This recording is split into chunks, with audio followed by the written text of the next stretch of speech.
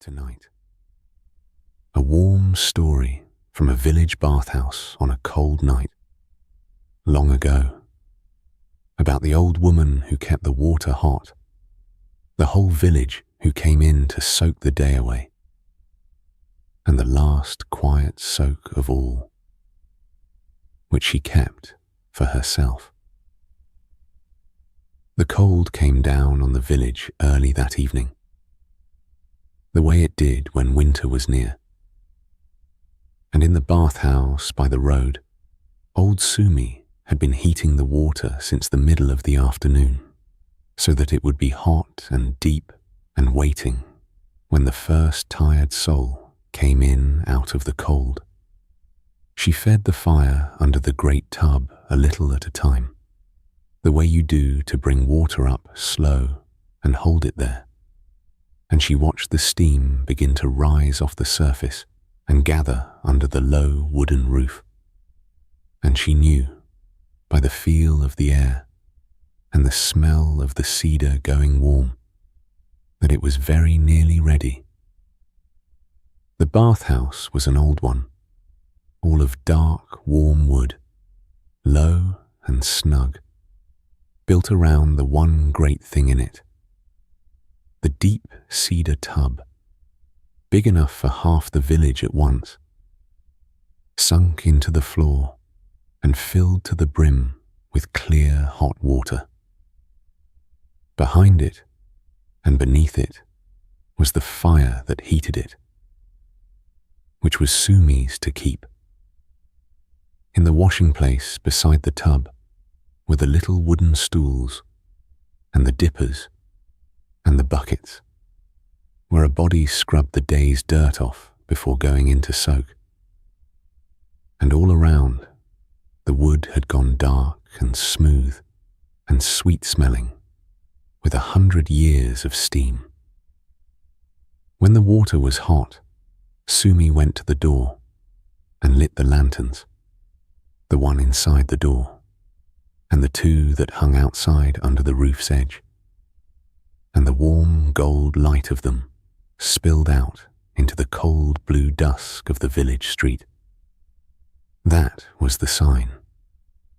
All up and down the village, people knew it.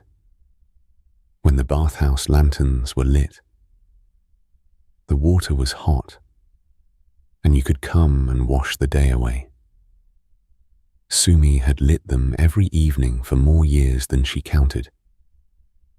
And somewhere out there in the cold, a tired person was already seeing the glow of them and thinking, with relief, the bath is open. She went back in to her fire. By the warmth of the stove, the bathhouse cat lay curled and content, as it was every evening, having picked, like the cat in every warm place, the one best spot in the house. Sumi fed the fire another stick and looked at the steam rising off the deep hot water and waited for her village to come. They began to come as the last light went. The first were always the field workers, the ones who had been out longest in the cold and wanted the heat most. They came stamping in out of the dark with the day's mud on them and the day's ache in their backs. And they shed their cold clothes and scrubbed down quick on the little stools. And then they climbed down into the deep, hot water with the long, low groans of men whose whole bodies were grateful at once. Sumi knew that sound well. It was, she always thought, the truest sound in the world, the sound of a tired body meeting hot water, the day going out of it all in one long breath. She heard it 100 times an evening and never tired of it. From her place by the fire, she kept the water hot for them and said her low word of welcome to each as they came. And and she knew them all, knew whose back was bad this winter, and who had been up all night with a sick calf, and who wanted only to be left alone in the heat and not talked to. And she gave each of them what they needed, which was mostly just the hot water, and the quiet, and the warm. The men soaked, and the cold and the work, and the long day went off them, and out of them, into the water. And they came up loose, and red, and easy, and dried themselves, and pulled on their clothes, and went back out into the night, but warm now, warm all the way through, warm enough to carry home to their beds. "Good night, Sumi." "Good night," she said. "Mind the ice on the road." And the door slid shut behind them, and she fed the fire, and waited for the next. The steam rose. The water lapped. The lanterns burned gold at the door. And outside, the cold deepened. And one by one, all evening, the village came in out of it to be warm. And so the whole village came through, the way it did every evening, family by family. The bathhouse warm at the middle of the cold, dark village like a banked coal. The old men came, who came early and stayed longest, and sat in the hot water up to their chins, and talked the slow talk of old men, the weather, and the old days, and who was ailing, and nothing much at all. For the bath was where the old men of the village did their talking, and always had been. The young men came, and were quieter.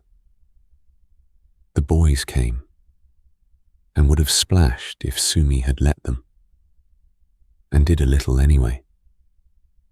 A young mother came with her 2 small ones, and Sumi warmed a smaller bucket to just the right heat for the little bodies, and the mother washed them and dipped them in. And the children, who had been cross and overtired and crying not an hour before, went soft and quiet and round-eyed in the warm water, the way the smallest children do, until they could barely keep their eyes open. And the mother sat back in the steam with one drowsy child leaning on each side of her, and a look on her face of a woman who has, just for that moment, everything she needs. They all came. The whole village passed through the one warm water, an evening at a time, washing off not only the dirt of the day, but the day itself, the cold and the work and the worry and the small hurts of it, and going home lighter for it. And they met there too, in the steam, all of them undressed and equal and easy, the well-off farmer and the poor one in the same hot water, the way it had always been. The bath was where the village softened and met itself, and was for an hour just warm bodies glad of the heat together. And Sumi kept it all going, the fire, the water, the warm, the still centre that the whole evening turned around, asking nothing, only feeding the fire and keeping it hot, so that her village could come in from the cold and be, for a little while, entirely at ease. Late in the evening, when most of the village had come and gone, the bathhouse grew quieter. And that was when old Goro came, as he came every night. an old man who had lost his wife the winter before, and lived alone now in a cold house at the edge of the village. He came late on purpose, Sumi knew, when it was quiet, and he stayed long, longer than the heat alone could explain. And she had understood, without his ever saying it, that the bathhouse was the warmest place left in his life now. Not only the warmest in heat, but the warmest in every way. The one place he came each day where it was bright and warm and someone said his name kindly, and he was not alone in a cold house with an empty chair across the room. So Sumi never hurried old Goro.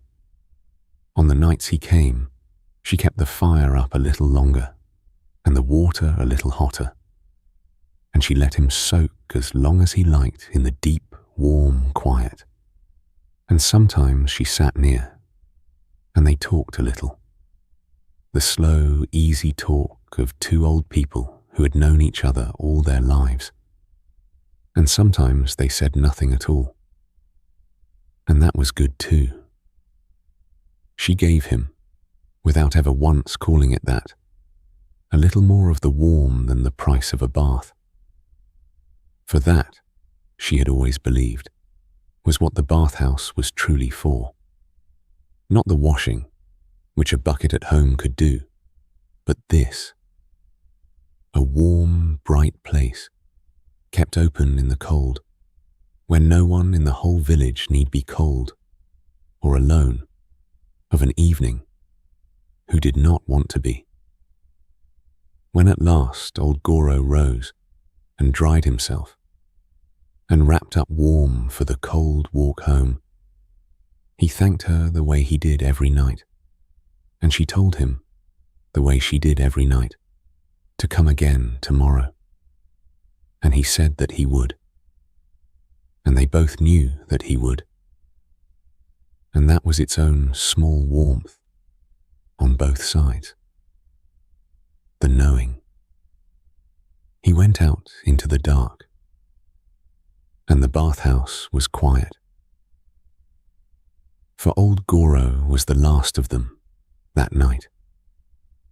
Sumi stood a moment in the doorway and looked up and down the village street and saw no one else coming, only the cold dark and the scatter of small gold windows up and down the village, one and then another going dark as all over the village the people she had warmed an hour ago put out their lamps and went to their beds, clean and warm and ready for sleep.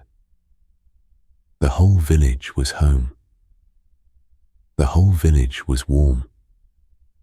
She had done that, or the warm water had, and she had kept the warm water. And there was a deep, quiet satisfaction in standing in the cold doorway and knowing it. The way you know a day's work is holy and well done. She went back in and set the bathhouse to rights for the night. She gathered up the little wooden stools and stood them in their row. She rinsed and stacked the dippers and the buckets. She wiped down the wet wood. She banked the fire under the tub down low, not out, for the water was still deep and hot, and would hold its heat a good while yet under the dark wood roof.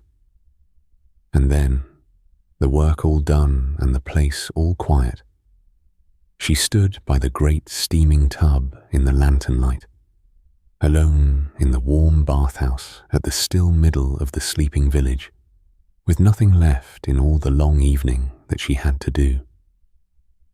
And it came to her, as it came to her most nights at this hour, that there was one person in the village who had not yet had her soak. So Sumi took off her things, there in the warm quiet, and washed herself down on the little stool the way she had shown the whole village to do.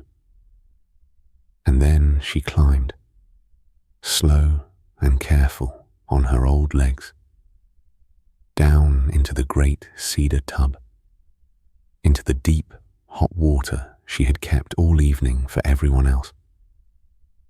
And she sank down into it, up to her chin, and let out a long, low breath of her own, the truest sound in the world. She had made it at the end of 1,000 evenings, and she made it now. The hot water came up all around her and held her, the way it had held the whole village all evening, one tired body after another, and now, last of all, held her. She closed her eyes in the rising steam. The day went off her. The long afternoon of feeding the fire, the standing, the carrying, the ache in her own old back that she never spoke of because there was always someone whose back was worse. All of it loosened and lifted and went out of her into the warm water, the same as it had gone out of all of them. She was tired, and she was old, and the water was deep and hot and kind. And she was, in that quiet, steaming moment, as warm and eased and content as any soul in all the sleeping village she had spent the evening warming. This was hers. After everyone, this. The keeper of the warmth, warmed last and warmed best, in the quiet at the end of the day. The lanterns low, the cat asleep by the banked fire, and the whole village home and dreaming around her in the dark, every one of them carrying to bed a little of the heat she had kept for them. She soaked a long time, in no hurry at all. There was no one left to keep the water hot for now but herself, and she was in no hurry at all to be done. The old woman alone in the deep, warm water, in the low lantern light. Her long day washed away at last, the steam rising soft to the dark wood roof, the fire banked low and red beneath the tub, the cat asleep beside it, the lanterns still gold at the door, the whole village warm and clean and sleeping in the cold dark all around the little bathhouse that kept them so, and the keeper of the warmth, warmed at last herself, soaking on in the quiet steam, in no hurry for the night to end. Tonight, a warm story from a small house at the end of a country lane, about a mother, a pot of soup kept simmering, a table laid for one who has been a long time away, and the lane she watched in the failing light, knowing he would come up it. Word had come that Will was coming home, and so all that day his mother had been getting ready for him. He had been away a long time, years, working off in the city and the towns beyond it, the way grow sons go. And he had written to say he was coming back at last, and would be home by dark on this day. Maren had read the letter so many times she knew it by heart, and she had set about making ready from first light, the way you do for someone you love and have not seen in a long while. The soup had been on since the morning. It was the one he had always liked best as a boy. The thick brown soup with the barley in it. And she had it on the hook over the fire, cooking slow all day, so that the whole small house was full of the smell of it. The smell that, more than any other, meant home to him, though he was not yet there to smell it. She lifted the lid now and then and gave it a slow stir, and tasted it, and put the lid back, and let it go on cooking, low and patient, the way it wanted. It was a small house, one room below and one above, at the end of a long lane that ran up from the village between the hedges. Maren had lived in it all her married life, and raised her boy in it, and kept it still, and it was clean and warm and waiting. The fire she had built up, and then let settle low, to hold its heat without roaring, so it would be just right whenever he came. By the door, the old dog lay with his chin on his paws. Floss, who had been a pup when Will left, and was grey now about the muzzle, and who lifted his head every time the wind moved in the lane, because he too, in his way, was waiting. There was no hurry.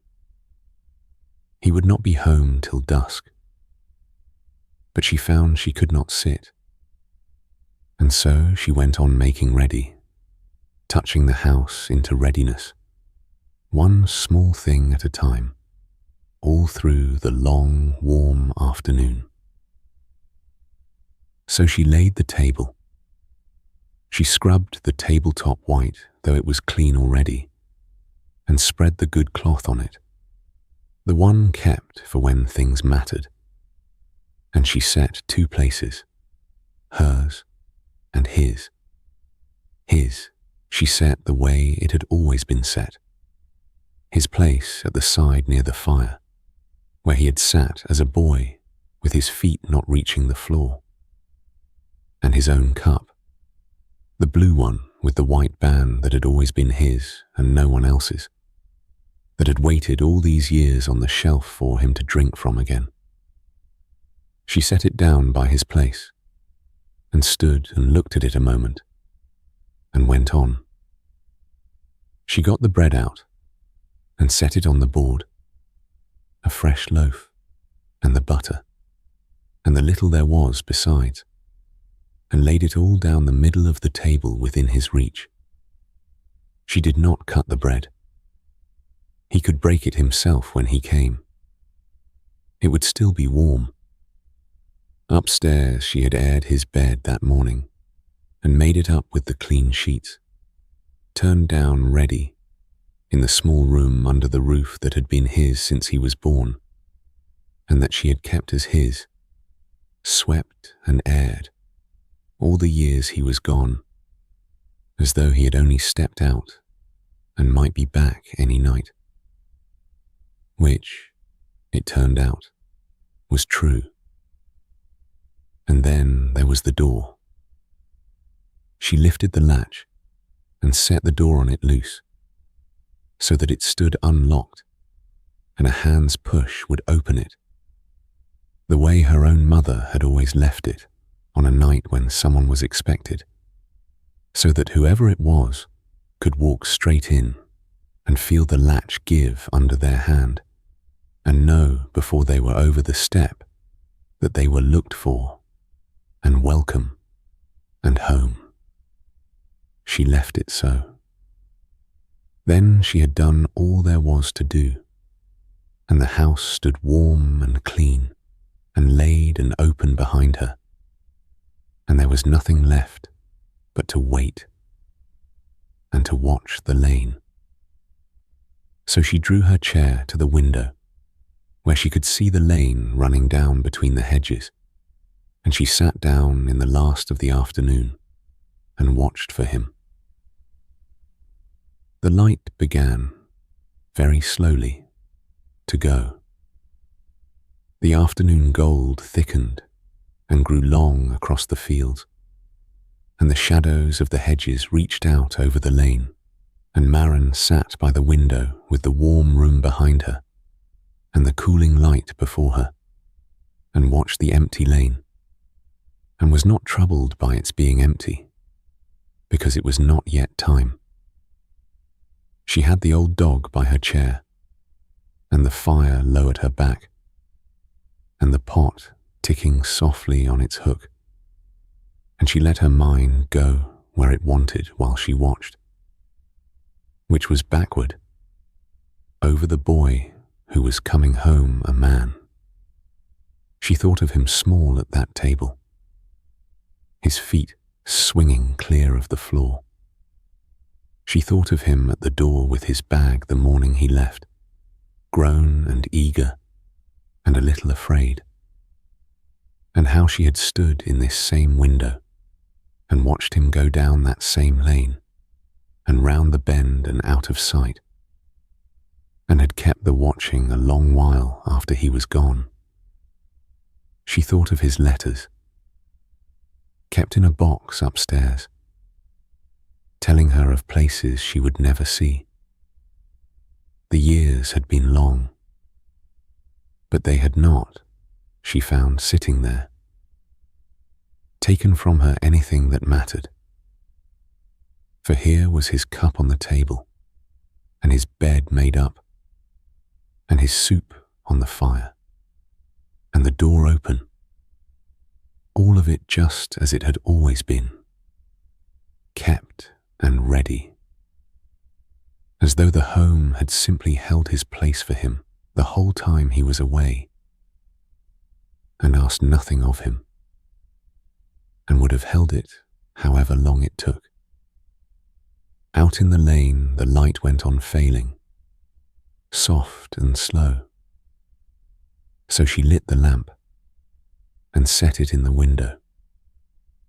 She set it where it had always gone when someone was out after dark and expected back, in the window, facing down the lane, so that the first thing he would see when he came round the bend in the dusk would be that one gold square of light in the dark shape of the house, telling him, before he could make out anything else, that he was nearly home, and that the light was on for him.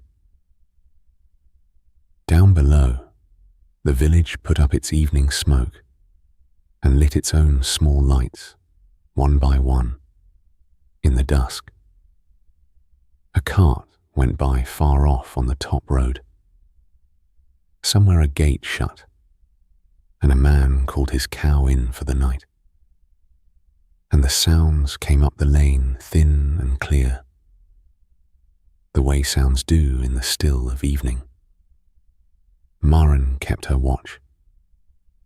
Now and then she got up and went to the fire, and gave the soup its slow stir, and felt the side of the loaf to be sure it was still warm, and trimmed the lamp so it burned clear and steady in the window.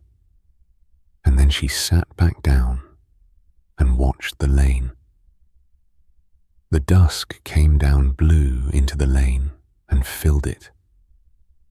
The far end of it, where it bent away toward the village, went soft and grey and then dim, until she could no longer make out the bend at all, only the pale line of the lane running down into the gathering dark.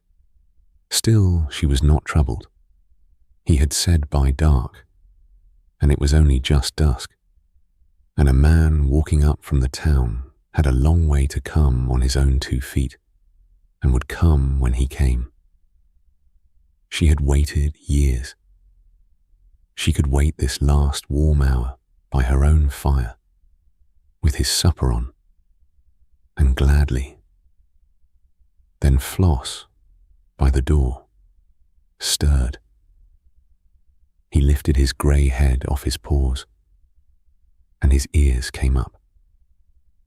He was looking at the door, and then he got himself up onto his old legs, slow, and stood facing it, very still.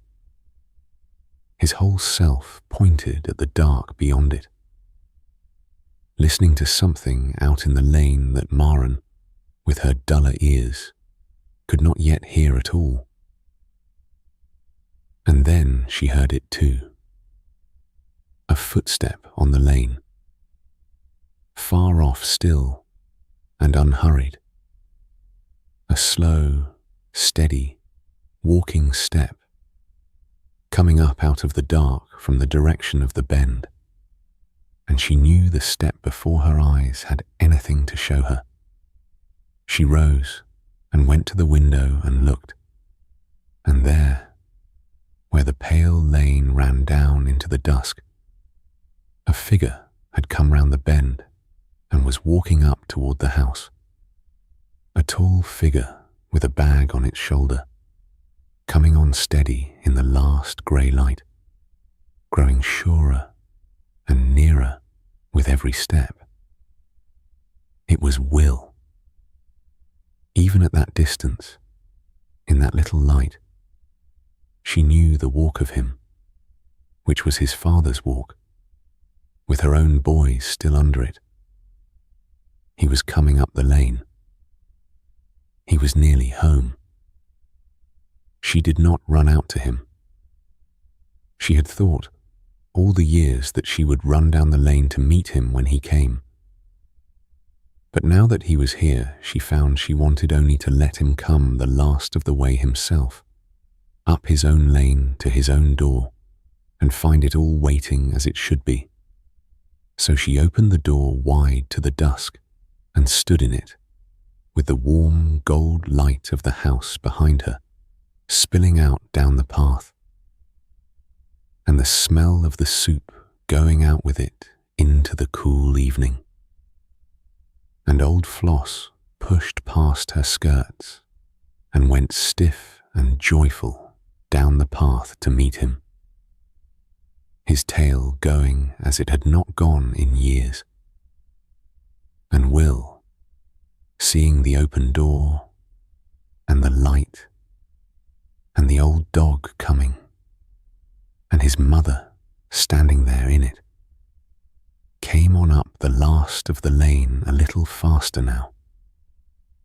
Home. And then he was there in the doorway, filling it, bigger than she remembered, and just the same. And the old dog was turning circles at his feet. And he said, "Hello, Mum," in the low, grown voice that still had the boy in it, and stepped over the doorstep and into her arms, and into the warm. There was no great fuss made. There rarely is at the true homecomings. The feeling is too big and too quiet for fuss. She held him a moment and felt how tall and solid and real he was. No longer a letter in a box, but her own son in her arms in her own kitchen. And then she let him go, because the soup was on, and a mother feeds her child. She took his bag and his coat and hung them on the old peg by the door that had always been his. And he stood in the middle of the small, warm room and looked round it, at the fire and the laid table, and his own blue cup at his own place, and the bread waiting to be broken. And she watched him see that it was all exactly as it had always been, kept and ready, as though he had been gone a day and not all those years. And something in him let go and settled, the way a thing does when it is set down at last in the place that is right for it. "Sit," she said, You'll be hungry. And he sat in his own chair, at his own place, by the fire, and she ladled the thick brown soup steaming into his bowl, and set it down before him, and put the warm loaf by his hand. And he broke the bread, and bent to the soup he had not tasted in years, and was home. They sat late at the table, the two of them, and the fire burned low and warm, and the lamp glowed gold in the window. Still, an old floss lay across Will's feet under the table, and would not be moved. And slowly, over the soup and the bread and the small quiet talk, the long years between then and now have folded gently away to nothing. The soup warm in the bowl, and the bread broken, the fire low and gold, the lamp still lit in the window, though the one it was lit for was home now, and needed no more guiding in. The old dog asleep at last across his feet. The table kept, and the door that had stood open all afternoon closed soft against the night, and the sun come home up the long lane to the place that had been his all along, and would always be, sitting warm in it now as the evening folded down toward sleep. Tonight, a warm story from an old carpenter's workshop, late at night, about an old man, a cradle he made long ago, and the new little life, almost here, that he was making it ready for. Late at night, when the village was asleep, there was still a lamp burning in the old carpenter's workshop, and Anders at his bench, working on the cradle. He should have been in his bed, an old man like him, and he knew it. But the baby was coming any day now, his daughter's first, his first grandchild, and the cradle was not quite finished, and he wanted it ready. So the lamp burned late, and the old man worked on. The workshop was the warmest, best-smelling place he knew. It smelled of wood, of pine and oak, and the sweet, sharp smell of fresh shavings, and of the oil he rubbed into the grain, and of the small fire in the corner, and of 50 years of making things out of wood in this one room. The walls were hung with his tools, each in its place, the handles worn smooth by his hands. Curls of shaving lay pale and soft on the floor, and in a nest of them by the warm fire, the workshop cat slept, as it always did. And in the middle of it all, up on the bench in the lamplight, stood the cradle. It was a small thing, a cradle, a little wooden bed on 2 curved rockers, just big enough for a very new and very small person. And this one was old. It was not new work. He had made it himself. This same cradle, 30 years ago and more, when his own first child was on the way. And it had rocked that child, and then the next, and the one after. All his children in their turn, here in this village, in this family. And then, when the last of them had grown too big for it, he had carried it up into the loft, and there it had waited, all these years, in the dark and the dust, for what it was waiting for now. For now his daughter, the very first child it had ever rocked, was about to have a child of her own. And so he had brought the old cradle down out of the loft and dusted it off and looked it over with his careful old eyes, and he had set about making it ready once more for a new little life almost come. It had not come down from the loft unmarked. 30 years of children is a hard, happy life for a small wooden bed, and the cradle bore the signs of all of it. There was the place on the side rail, worn pale and smooth, where some baby, his eldest, he thought, had gnawed at the wood with their first hard-won teeth, long ago.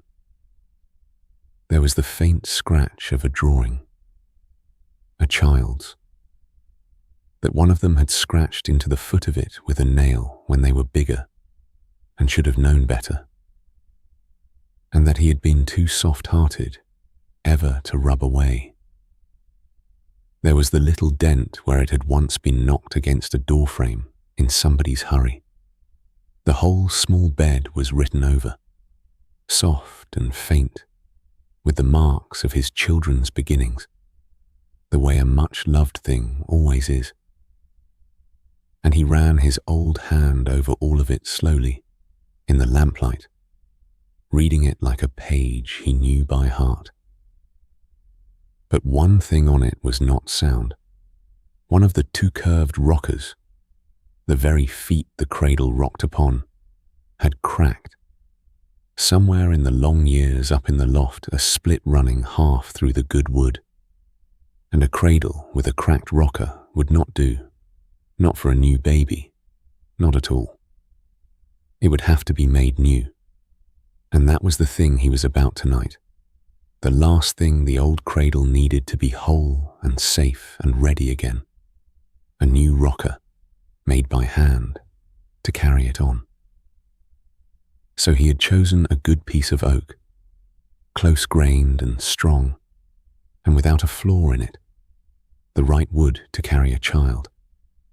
And he had it on the bench now in the lamplight, with his tools laid out, and the night before him. And he set to work to shape it. To make a rocker is to make a curve, and a curve is the hardest thing in wood. It must be exactly right, exactly the same curve as its partner on the other side, or the cradle will rock crooked, or not at all. And there is no quick way to a true curve.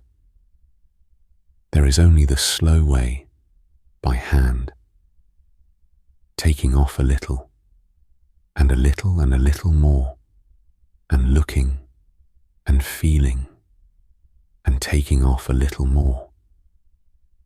So that was how the old man made it. He marked the curve onto the oak from the old sound rocker, laid alongside it, and he cut it close with the saw. And then he took up his plane and began the long, slow work of shaping it true.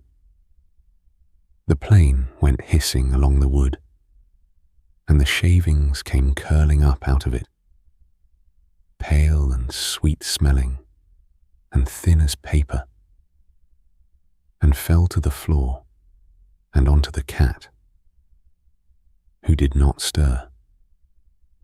He worked by hand and by eye, the way he had for 50 years, sighting along the curve, running his thumb down it to feel for any high place, planing it down, sighting again. He was old and slow, and his back ached if he stood too long. But his hands had not forgotten anything, and they went about the work sure and unhurried. and the curve came up true under them, stroke by stroke. And as he worked, his mind went back, the way it does at a long, quiet task in the night, to the first time he had ever made this cradle. 30 years before, at this same bench. A young man then with his first child on the way, and his heart in his mouth, planing the curve of these very rockers by this same lamplight, anxious to get them right, wanting the little bed to be good and safe and worthy of the small new person coming. He had been so young then.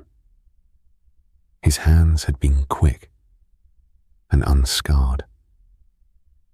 And here he was again, an old man now, at the same bench, by the same lamp, shaping a rocker for the same cradle, for that first child's own first child, with the same care and the same wish, and the very same hands, only older. It seemed to him a fine thing, and a right one, that the same two hands should make this one little bed ready twice over, for two beginnings, 30 years apart. It took him a long while, and he did not mind. There was nowhere he would rather have been than here, late and warm in his lamp-lit shop, with the good wood under his hands and the sweet shavings at his feet, making a sound true rocker for the cradle, for the baby that was coming. Now and then he held the new rocker up against the old one to check the curve, and it came closer and closer to its match. And at last, very late, he held them side by side, and could not tell, by eye or by thumb, which was the old and which was the new. They were the same curve. The rocker was made.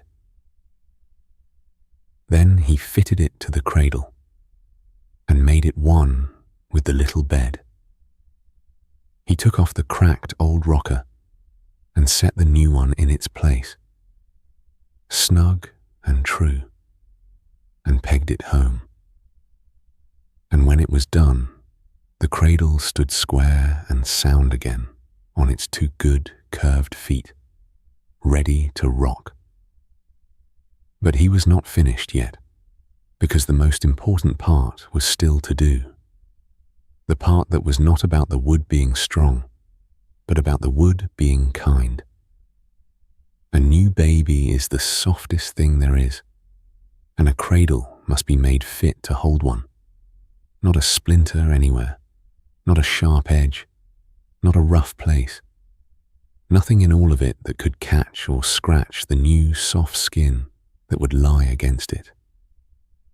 So the old man took up the finest of his sanding cloths and went over the whole cradle, every part of it, slow and patient and thorough, by hand. He smoothed every rail and every corner. He ran his old hand, a carpenter's hand, hard and scarred, and not soft at all, over every inch of the wood, again and again, feeling for the smallest roughness, the way only such a hand can, and wherever he found the least thing, even the very least, he rubbed it away until the whole cradle, every surface a small hand might grip, or a small cheek might lie against, was as smooth and soft to the touch as wood can be made. And then he rubbed the warm oil into it, slow, with a soft cloth, until the old wood glowed deep and warm in the lamplight, sealed and kind. He thought, as he did it, of the very small hands that would soon take hold of these rails. And he made very sure there was nothing in any of it, anywhere, but smoothness for them. And then, at last, it was finished. He lifted the cradle down off the bench and set it on the floor in the middle of the workshop, on its two good rockers, and he stood and looked at it a moment.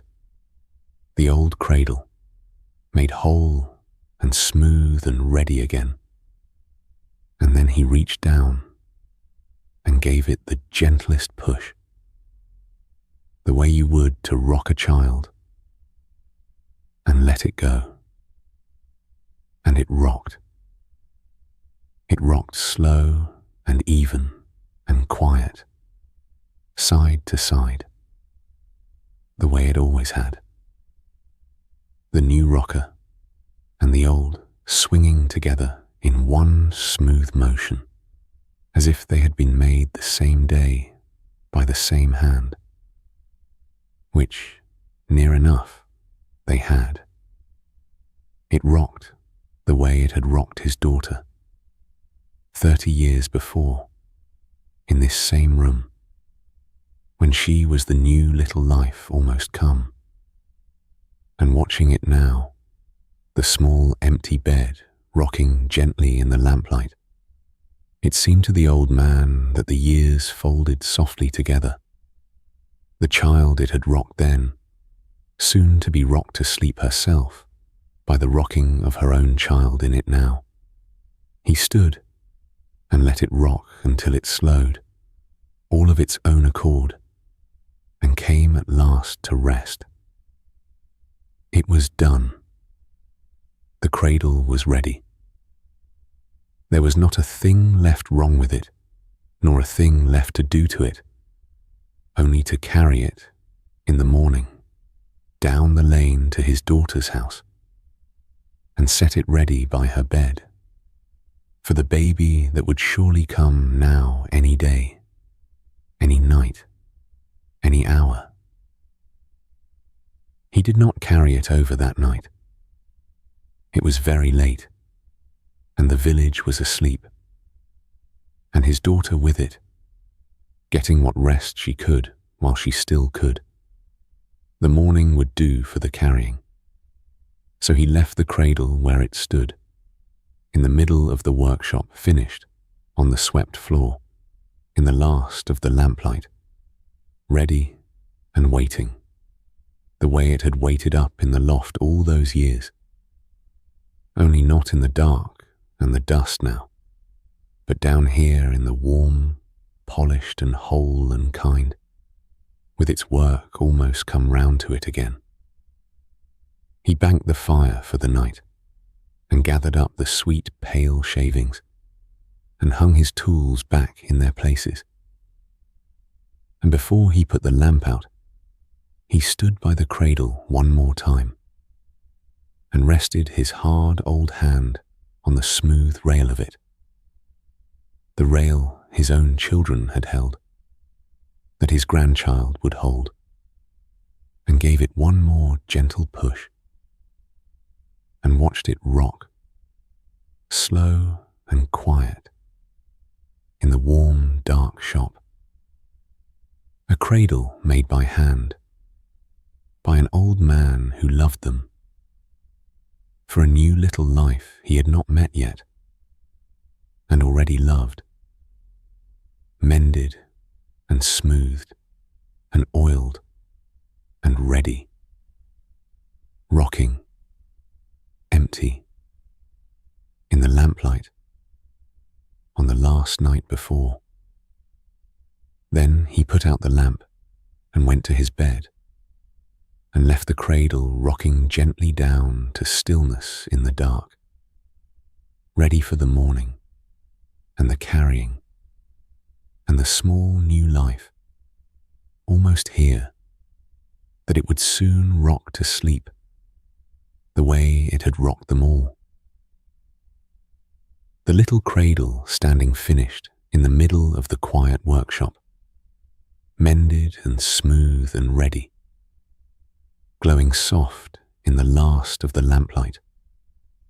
The sweet shavings swept up, the tools hung in their places, the cat asleep by the warm coals, and the old man gone to his rest, and the new little life almost come, and the cradle rocking, slow and slower and still, waiting in the warm dark for the morning, and the small one it was made to hold. Tonight, a warm story from a little tea house on a mountain path. Long ago, about the woman who kept it, the travellers who stopped to rest there, and the last walker of the day, sent on up the mountain warmer than he came. Halfway up the mountain, where the path bent round a shoulder of rock and the long climb to the top still lay ahead, there was a little tea house. And in it, as on every other afternoon of many years, sat Toku, keeping the kettle warm. It was a small place, only a wooden floor open to the path on one side, a low roof, a few worn benches, and the hearth in the middle with the black kettle hanging over it. But it stood at just the spot where a walker, coming up the long path from the valley, had climbed far enough to be tired, and could see above them the last steep stretch still to go, and was very glad, just there, to sit down. That was why the tea house was where it was. Someone long ago had put it at exactly the place where people needed it, not at the bottom, where they were still fresh, and not at the top, where they were nearly done, but here, in the hard middle, where a rest did the most good. Toku had kept it many years, as her mother had before her, and she knew the path and its walkers, the way you know an old friend. The view from the bench was down the whole valley, the path falling away below, the river a thin, bright thread far down, the small fields and the smaller roofs of the village, and beyond, ridge after ridge of blue hills going away into the distance. In the afternoon light, it was all gold and soft and far. The pines stood close around the tea house and moved a little in the mountain air. The kettle steamed, and on the warm end of the bench nearest the fire, the tea house cat lay asleep in a patch of sun, as it did every afternoon, having long ago decided that this was the best place in the world, which it may well have been. Toku sat by her fire and waited for whoever would come up the path. She was never in a hurry, and she never wondered whether anyone would come, because someone always did. The path was old and well walked, and all day, in ones and twos, the walkers came up it, and stopped, and rested, and she gave them tea. And all that afternoon they came. They came up out of the valley one after another, warm and out of breath. And they saw the little tea house at the bend with its steam and its shade. And their faces did the thing Toku had watched them do for years. Eased at the sight of it, before they even reached it. She gave them tea. That was all she really did. And it was everything. She kept the kettle always hot, and she filled the rough bowls with the plain green tea, strong and hot, and a little bitter. The tea for tired legs, and gave it to them. And they sat on the worn benches in the shade, and drank it, and were glad. A porter came up bent under a great load of charcoal, and set it down with a grunt, and drank 2 bowls without a word. And Toku said nothing either, because some people want quiet. And when he had his breath back, he shouldered the load again and went on up, easier. An old husband and wife came, pilgrims in white, going to the shrine at the top. And they rested a good while and talked to her gladly. And she gave them an extra bowl and would not take more for it. A peddler came with his tray of small things, and a boy running a message, and an old man in no hurry at all, who only wanted to sit and look at the view a while, which he let him do as long as he liked. To each of them, she gave what they needed. The quiet one quiet, the talkers her talk, the tired ones an extra bowl and a longer rest. And to each she gave the warm and the tea and the place to sit. And each of them, rising to go on up the last hard climb, went a little lighter than they had come. She had watched it happen 10,000 times, and it had never once stopped being the thing she liked best in the world. The way a person sat down heavy and rose up light. The afternoon wore on, and the light began to gold and lengthen, and the walkers came fewer. By the time the sun was going down behind the far ridges, the path had nearly emptied. The last of the day's walkers had gone up and over, or down and home, and the valley below was filling slowly with blue shadow, the river losing its shine, the little roofs of the village going dim. The air on the mountain turned cool. The cat got up, stretched, and moved in closer to the fire. But Toku did not close up. She put more wood on the fire, and kept the kettle hot, and trimmed and lit the lantern that hung at the open front of the tea house, facing down the path, because there was nearly always one more. There was nearly always a last walker, late on the path, who had started too far down, or walked too slow, or stopped too long somewhere, and who had come up out of the dimming valley when everyone else was already home, tired, and alone on the darkening mountain, with the worst of the climb still above them. That one, Toku thought, needed the tea house most of all. So she never closed until the last had passed. She lit her lantern and kept her fire, and waited to see who the last of the day would be. She sat in the lantern light with the dark coming slowly up the valley toward her, the kettle murmuring, the cat asleep again, and she was not lonely and not bored. She had sat out the end of 1,000 days here.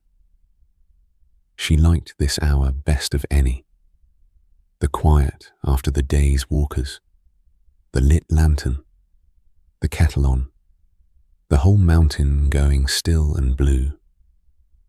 and the not knowing who would come up out of it for the last warm rest of the day. And then, when the light was almost gone, she heard him on the path. Footsteps, slow and heavy and tired, coming up the last of the path out of the dusk. And then he came round the shoulder of rock into the lantern light. A young man, not much more than a boy, with a bundle on his back, and the dust of a long day's walking on him, and the particular tiredness in his face of someone who has come a long way and still has a long way to go. He stopped when he saw the tea house and the warm fire and the lit lantern, and Toku sitting there as though she had been waiting for him, which, in a way, she had. She saw at once how it was with him, how far he had come, and how much climb was still above him, and how the dark had caught him out on the mountain, and how, under the plain tiredness, there was something else. A young person's worry, the kind you carry when you are going somewhere new and are not sure of it. For he was, she would learn, on his way over the mountain to a town on the far side, to begin a new life there, in a place and a work he had never seen. And he had walked all day toward it, and now the dark and the cold and the last hard climb had come down on him all at once, and his heart had gone low. Toku did not ask him any of that yet. She only said, "Come and sit, the tea's hot," and made him a place by the fire, the warm place, the cat's place, and even the cat got up and allowed it. And the young man set down his bundle and sat and let out a long breath, and was, for the first time in many hours, out of the dark and the cold and warm. She gave him tea, hot and strong, and he drank it down, and she filled the bowl again. She gave him the warmth of the fire and let him simply sit there a while and say nothing, and get the cold out of his hands and the ache out of his legs, while the fire ticked and the kettle steamed, and the cat settled back down against him, as though it had decided he was all right. She did not hurry him, or ask his business, or tell him anything. She only kept his bowl full, and let the warm do its work. And while he sat and warmed, she saw that the strap of his bundle had worn nearly through where it crossed his shoulder, and would not last him the mountain. So without a word she took a needle and a length of stout thread, and mended it for him there by the fire, her old hands quick and sure at the work while he rested his, so that he would not find himself stranded with a broken strap somewhere up in the dark. He watched her do it, and said he could have managed, and she said she knew he could, and went on mending it anyway. And after a while, warmed through and rested, the young man began to talk, the way the tired do, once the warmth has got into them, and told her a little where he was going, and that he had never been there, and did not know what he would find. And Toku, who had sat 10,000 travellers by this fire, and sent them all on up the mountain, did not tell him that it would all be fine, because she did not know that, and he would not have believed her. She told him instead only true things, that the last climb was not as long as it looked from here, that the path was good the whole way, and he could not lose it, that there was a moon coming up that would light it for him, and that on the far side, down the other slope, the town would have its own lamps lit by the time he came down to it. Small, true, near things. The next stretch of path. The moon. The lights ahead. And as she said them, she watched the daunted look ease out of his face. The way the tiredness had eased before it. Because the warm and the tea and the few true words had done between them what they always did. Then she wrapped 2 rice balls in a clean cloth and pressed them into his hands for the road, and would not be paid for any of it, and told him he had best go on now, while the moon was up, and get to his new place. And the young man stood and shouldered his bundle. And he was a different shape than he had been when he came in, steadier and lighter and ready. He thanked her, clumsily, the way the young do when they have been given more than they can say. And Toku waved it off, and walked him to the edge of the lantern light, and pointed him up the path where it climbed away into the dark. "Straight up," she said. "You can't miss it. The moon will be over the ridge before you're halfway." And the young man went up the last steep climb, out of the warm ring of her lantern, and into the blue mountain dark, smaller and smaller, up the pale path, until the bend took him, and he was gone, up and over, toward his new life on the far side of the mountain. Toku stood at the edge of her light a while longer, looking up the empty path where he had gone, and then up at the ridge, where just as she had told him, the first white edge of the moon was coming up to light his way. He would be fine on the path now. They always were. She had sent so many of them up into the dark over the years.